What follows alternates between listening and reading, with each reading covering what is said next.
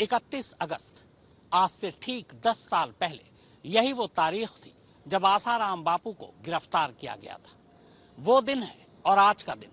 पिछले 10 सालों से आसाराम बापू जेल में है, यानी ये कैद का 10वां साल है और फिलहाल रिहाई की दूर दूर तक कोई उम्मीद नहीं। तो आइए आसाराम बापू के कैद के इन 10 सालों की पूरी कहानी समझते हैं।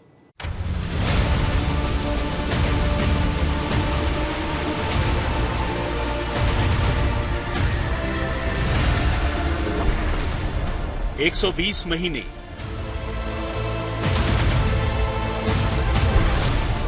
यानी पूरे 10 साल।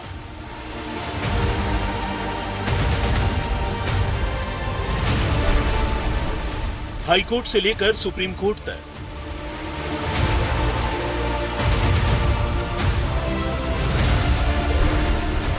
पंद्रह बार से ज्यादा जमानत की अर्जी,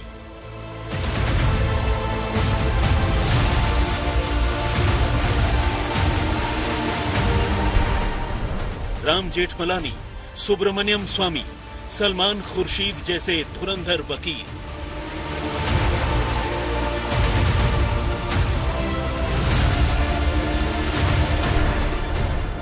फिर भी बाबा के लिए नहीं खुला जोधपुर सेंट्रल जेल का दरवाजा।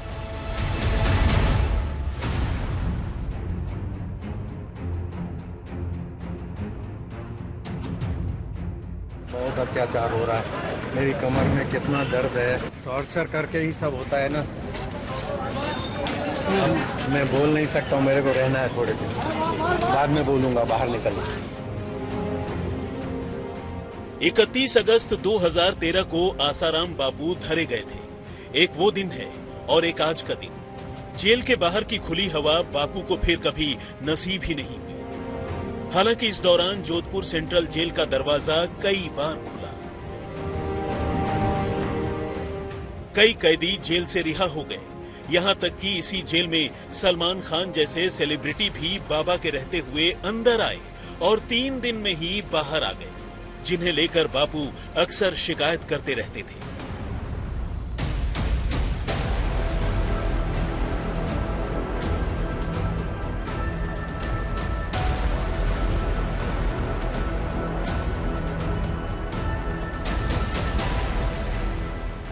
अब क्या करें?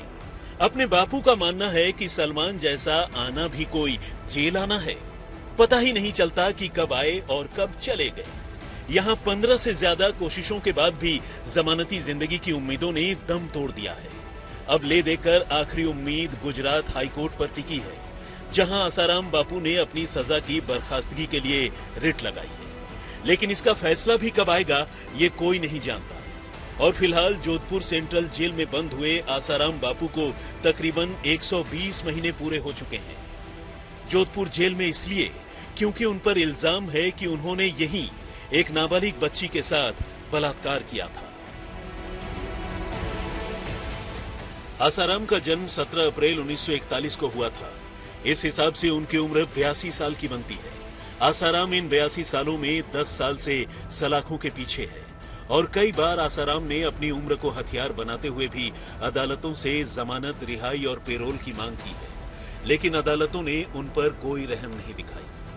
उधर उम्र और चाल चलन के आधार पर उम्र कैद की सजा पाए अमरमणि त्रिपाठी और आनंद मोहन सरीखे कई कैदी जेलों से आजाद हो चुके हैं। और तो और गुजरात दंगों में बिल्किस बानो के साथ बलात्कार के आरोपियों को भी रिहाई मिल चुकी है, लेकिन आसाराम का नंबर नहीं लग रहा।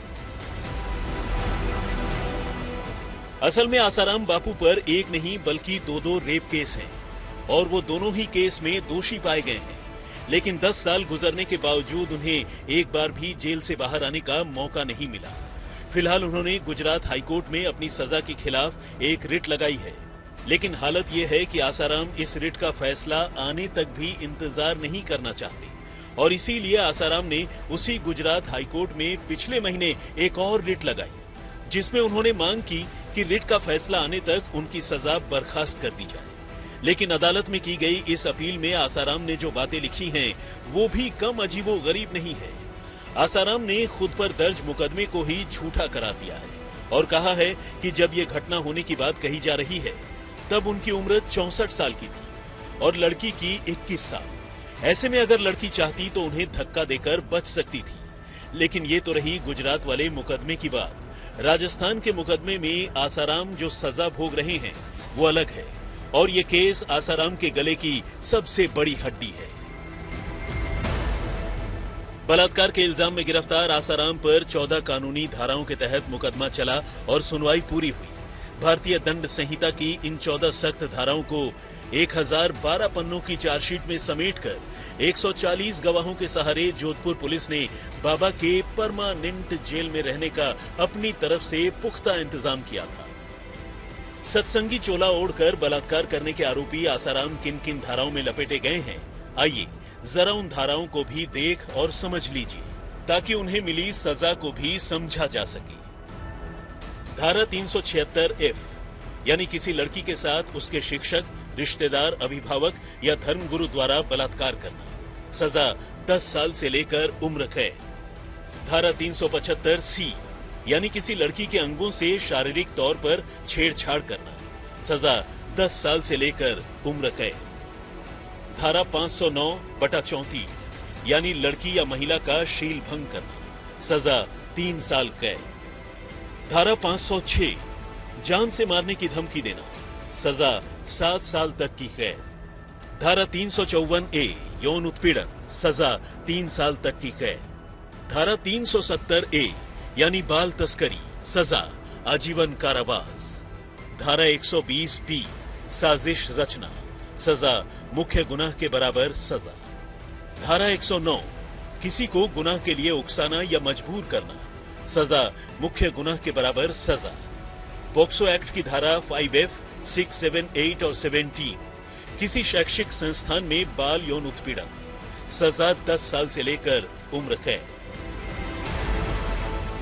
जाहिर है इनमें से कई संगीन धाराओं में आसाराम को पहले ही दोषी करार दिया जा चुका है और ऐसे में आसाराम उन तमाम सख्त धाराओं के तहत सजा का मुजरिम है।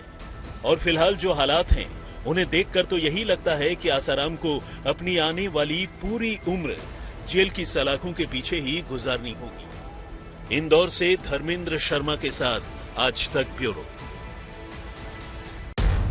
इस समय पूरी दुनिया में लोग कंफ्यूज्ड हैं। वो समझ नहीं पा रहे हैं क्या सही है, क्या गलत है, क्या सच है, क्या झूठ है। और ये स्पष्टता हम आपको अपने इस नए शो में देंगे। सब कुछ ब्लैक एंड व्हाइट में बताएंगे। इस शो में मेरे बालों के अलावा कुछ ग्रे नहीं होगा। हर खबर ब्लैक एंड व्हाइट की तरह बिल्कुल स्पष्ट होगी।